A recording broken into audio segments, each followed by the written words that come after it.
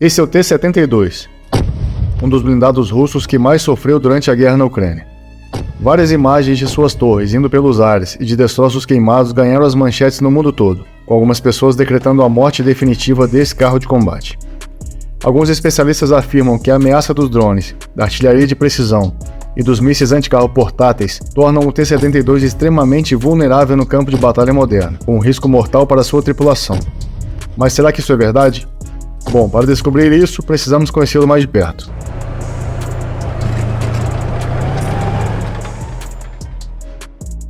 O T-72 entrou em serviço no início dos anos 70, se tornando rapidamente um dos carros de combate mais utilizados no mundo, por uma boa razão. Pesando pouco mais de 40 toneladas, ele é extremamente rápido e manobrável, e também possui um perfil muito baixo, alcançado ao reduzir a tripulação por apenas 3 homens. Seu armamento principal é um canhão de incríveis 125 mm, muito mais poderoso do que os blindados contemporâneos da OTAN. Talvez a sua maior qualidade seja o fato dele ser muito barato para ser produzido. Esse é um carro para um exército de massa, resistente, confiável e fácil de ser produzido. Sua versão de exportação é o T-72M, que possui uma blindagem um pouco mais fina. Mas a maioria dos T-72 em serviço russo na Ucrânia são os modernos T-72B3, com visão termal, miras aprimoradas, um canhão atualizado e blindagem reativa explosiva. Mas se eles passaram por atualizações tão importantes, por que estão sofrendo tantas perdas assim? Uma das coisas a serem observadas sobre o T-72 é a vulnerabilidade desse carro frente ao sistema de armas modernos que foram usados para se defender dele. Alguns dos mísseis anticarros portáteis que estão sendo doados para a Ucrânia, como o Javelin americano, na verdade atingem o topo do carro, de cima para baixo, onde ele é menos blindado.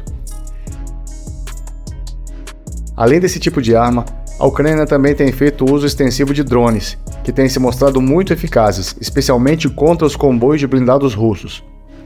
Esse novo tipo de arma expôs uma das principais falhas de projeto do T-72, o armazenamento de sua munição. Enquanto os blindados ocidentais costumam armazenar sua munição na parte de trás da torre, longe da tripulação, a munição do T-72 fica imediatamente abaixo da torre e da tripulação. Quando um compartimento de munição é atingido, pode causar uma reação em cadeia e explodir a torre. Para os soviéticos, armazenar a munição assim era uma prioridade, pois isso manteria a torre menor, mais leve e mais barata, o que era uma vantagem durante a Guerra Fria, mas isso deixa as tripulações atuais do exército russo muito vulneráveis. Devido ao fato de que o exército russo tem sofrido bastante com isso durante a invasão à Ucrânia, surgem questionamentos sobre se o T-72 é um veículo ultrapassado, mas a resposta definitivamente é não, pois se os russos tivessem usado esses carros em uma operação combinada mais coerente com a realidade moderna desde o início, talvez não estaríamos discutindo isso. Pode ser até mesmo que hoje estaríamos vendo tropas blindadas russas no centro de Kiev, e não os destroços do T-72 sendo exibidos como troféus pelos ucranianos, por terem vencido o ataque russo a Kiev. O problema não é o carro em si, mas sim a forma como os russos empregam sua cavalaria. No cerne da guerra ofensiva moderna está uma abordagem conhecida como operações combinadas.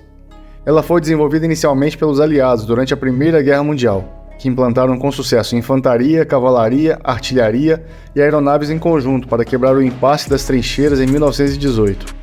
Essa prática se tornou padrão durante a Segunda Guerra Mundial, nas doutrinas do Blitzkrieg alemão e da Batalha Profunda soviética. O carro principal de batalha foi projetado para ser usado dessa maneira, trabalhando em conjunto com outras unidades para vencer o inimigo. Mas na Ucrânia, as operações combinadas têm sido mal exploradas. Não vemos esse tipo de operação conjunta e coordenada sendo realizada pelos russos. Em vez disso, vimos elementos russos bastante desconectados.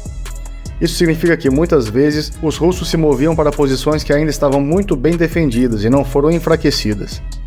Por isso, à medida que a guerra avançava, no 6º, 7º e 8º mês, os russos mudaram de tática, passando a bombardear brutalmente e indiscriminadamente as cidades que desejavam tomar, reduzindo-as a cinzas antes que as forças russas chegassem para eliminar os defensores restantes. Na invasão à Ucrânia não acontecem as grandes batalhas para as quais o T-72 da Guerra Fria foi projetado. Na verdade, os combates acontecem em uma escala muito menor, com pelotões e companhias se enfrentando, em vez de divisões e corpos de exército. Também há a ausência de apoio aéreo aproximado, uma ferramenta eficaz para apoiar os blindados como parte das operações combinadas. Houve muita atividade aérea e muitos combates aéreos no início da invasão, mas os sistemas de defesa aérea implantados por ambos os lados para proteger suas posições fixas são eficazes o suficiente para aumentar a taxa de abate das aeronaves de combate. Curiosamente, os russos parecem estar poupando os recursos de sua força aérea, pois não vimos muito apoio aéreo aproximado nos últimos meses. A última parte do fracasso das operações combinadas da Rússia é a sua grave crise de mão de obra. Nos primeiros meses da guerra, a Rússia tinha pouca infantaria. Após perceberem o que estava acontecendo, a Rússia lançou uma mobilização muito maior de mão de obra para tentar resolver esse problema. No entanto, com muitas de suas melhores tropas e equipamentos já utilizados, surgem questionamentos sobre a qualidade, o suprimento e o moral desses novos soldados.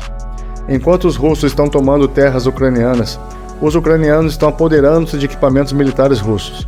O fato dos ucranianos serem capazes de capturar T-72 intactos ou quase intactos é um testemunho das deficiências logísticas da Rússia.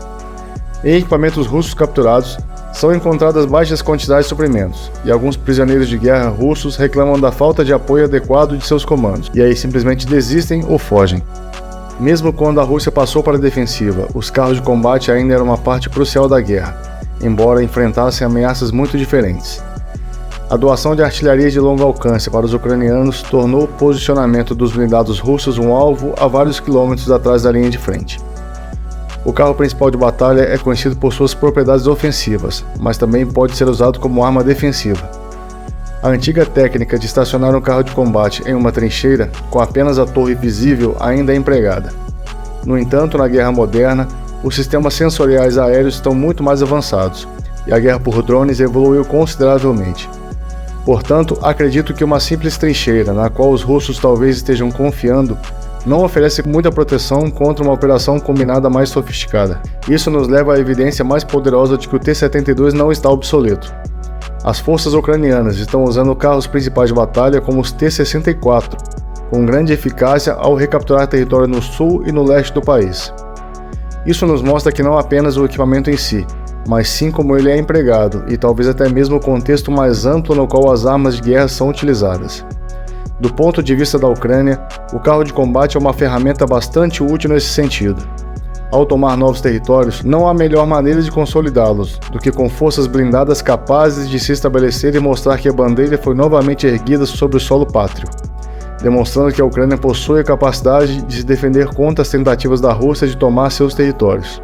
Essa foi a história de como a Rússia, apesar de todo o seu poderio bélico, tem utilizado de maneira equivocada os seus equipamentos de guerra, enquanto que a Ucrânia, mesmo com deficiências de material e de pessoal, está conseguindo retardar o avanço russo e até mesmo reconquistar territórios tomados. Agora, se você quer entender as raízes profundas do atual conflito russo-ucraniano, clica aqui nesse vídeo que está aparecendo na sua tela e descubra a complexidade da geopolítica por trás do território ucraniano. Obrigado por assistir até aqui, um grande abraço e até o próximo vídeo.